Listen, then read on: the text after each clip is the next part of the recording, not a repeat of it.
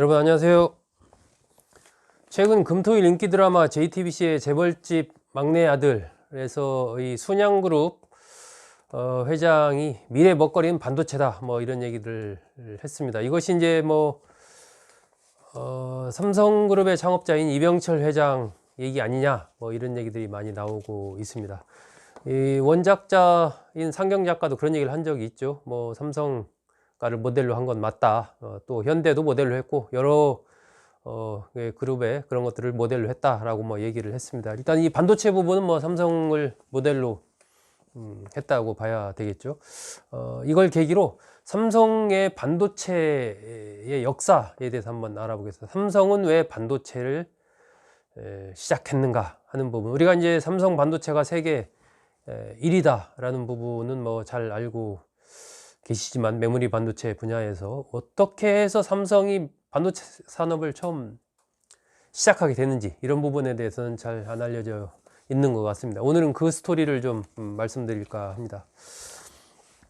삼성이 반도체와 인연을 맺기 시작한 건 1974년 12월 6일입니다. 이날 한국 반도체의 지분 50%를 삼성이 인수를 했습니다.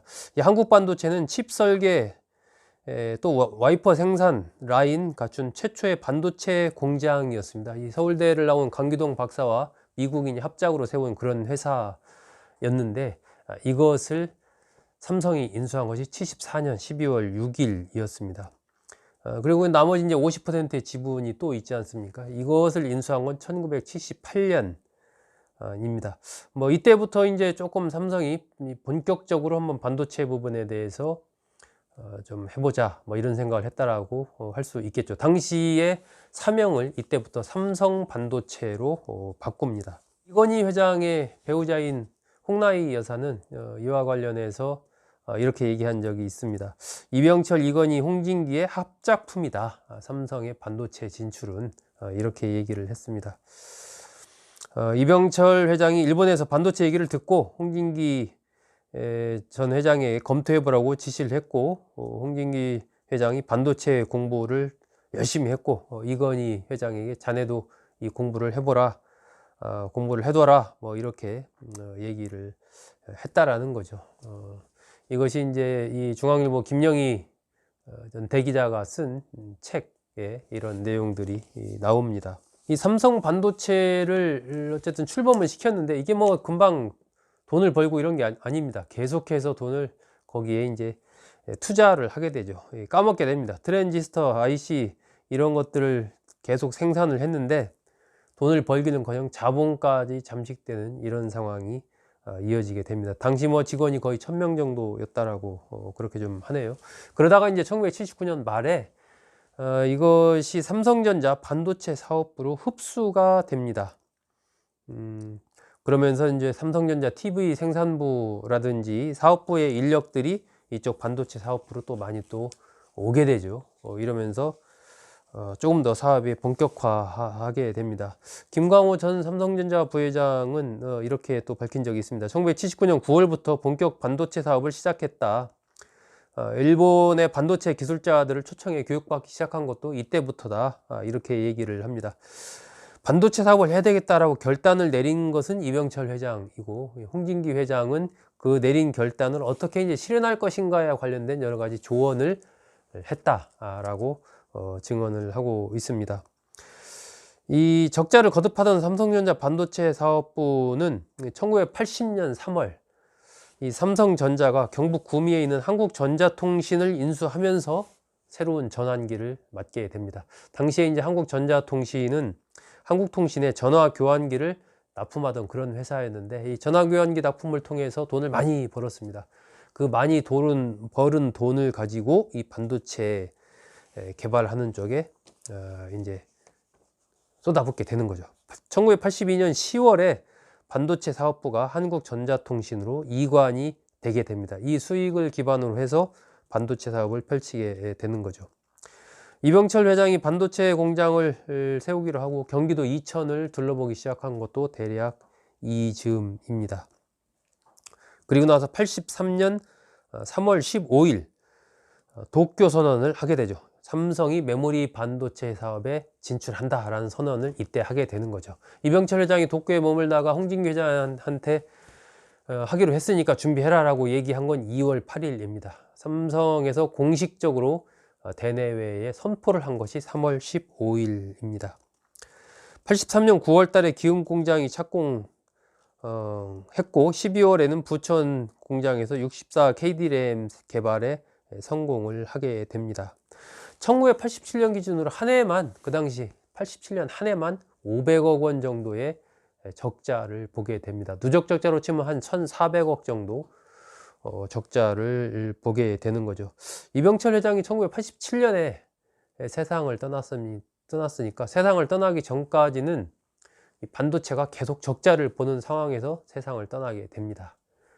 그 이듬해 1988년에 처음으로 흑자를 내게 되죠. 3,200억 정도의 흑자를 내면서 반도체 사업이 이제 삼성의 새로운 미래 먹거리로 본격적으로 등장을 하게 됩니다. 이병철 회장은 일찍부터 이러한 이 반도체의 중요성을 인식하고 반도체 사업에 결단을 내리고 상당한 투자를 했지만 생전에는 이 반도체에서 흑자를 보는 모습을 보지는 못하고 세상을 떠났습니다.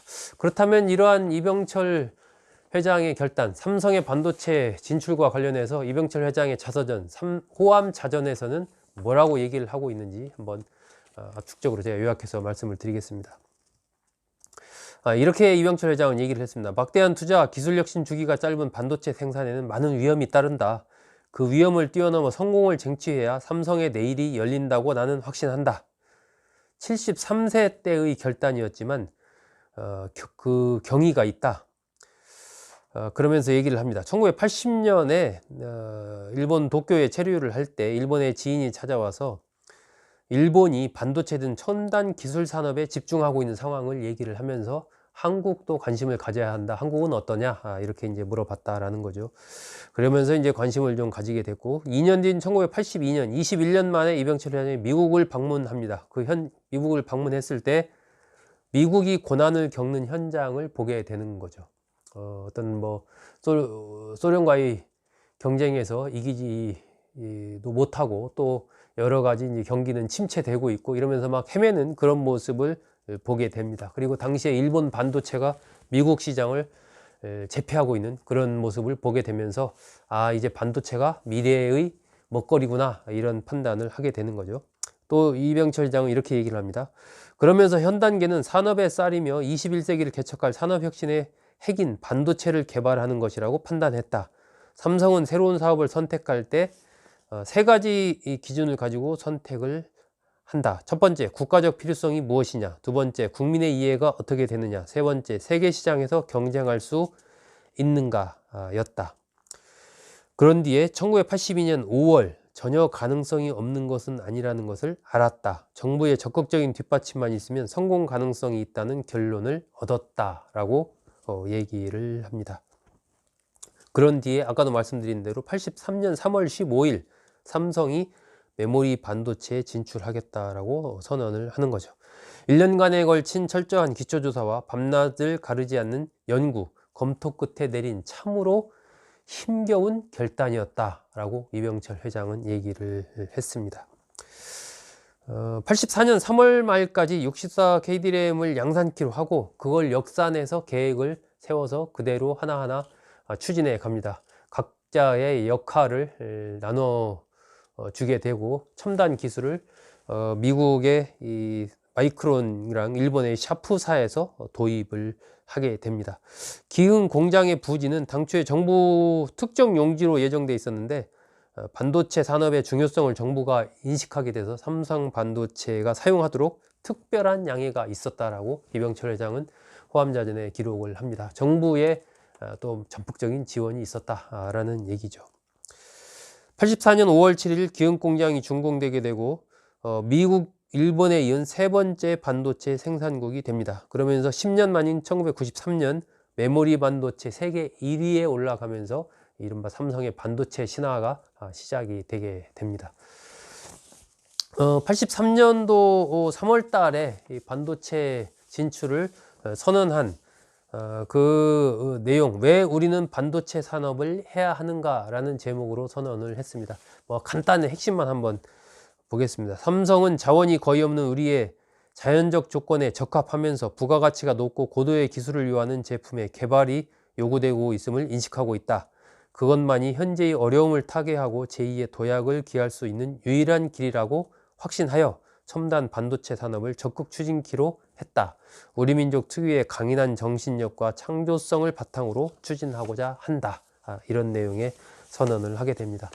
이 삼성이 반도체 산업에서 성공을 하게 된 원인을 이병철 회장은 어떻게 분석을 하고 있을까요? 전문가들은 이렇게 분석한다라는 맥락으로 호암자전에 7개 이유를 기록을 해놨습니다. 첫 번째, 삼성의 기업 정신입니다.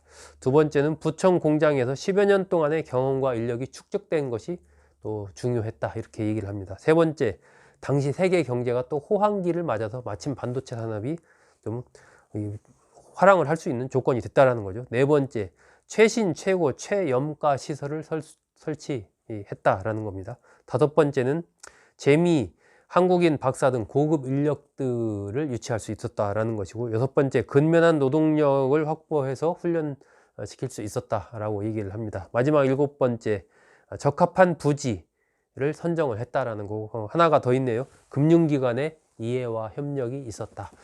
정부의 협력, 그리고 대내외 우수 인력의 유치에 대한 이 적극적인 어떤 호응, 그리고 삼성 자신의 이러한 결단, 세계 경제 호황, 이런 여러 가지가 맞아떨어져서 삼성 반도체가 성공할 수 있었다라고 이병철 회장은 얘기를 합니다. 네, 오늘은 JTBC 드라마 재벌집 막내 아들 아주 히트를 치고 있죠. 이걸 계기로 삼성의 반도체 진출은 어떻게 이루어졌나, 삼성은 왜 반도체 사업을 시작했나 라는 주제로 말씀드렸습니다. 여러분 고맙습니다.